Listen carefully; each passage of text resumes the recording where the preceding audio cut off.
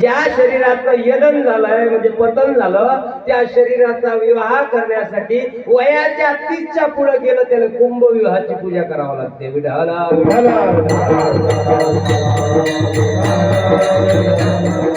30 वर्षाचं वय झालं का कुंभ विवाहाची पूजा करावी लागते, त्याच्याशिवाय लग्न होत नाही. तुम्ही म्हणसान कुंभ विवाहाची पूजा काय, जुनीच पद्धत आहे, फक्त मेल्यावर करे लोक ते. आता विठाला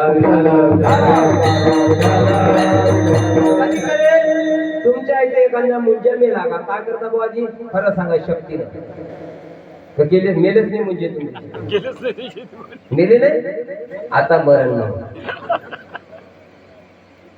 मुंजाची पूजा काय होती, रुईच्या झाडासंग त्याचा विवाह लावावा लागे आणि त्या विवाह लावताना त्याला 3 वेळा हळद लावा लागे आणि ते विधवाईच्या हाताने लावा लागे. विठाला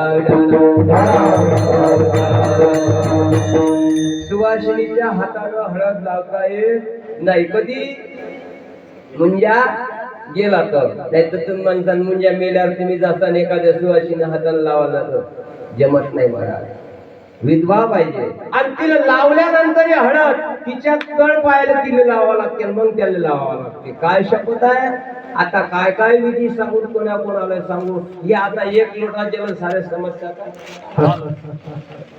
तेवढाच उपाय बरा आहे तुम्हाला, घालात जा आणि चालत जा. बघा, त्या केल्यानंतर त्याची मुंज विधी होते. कोणती? त्याची पहिली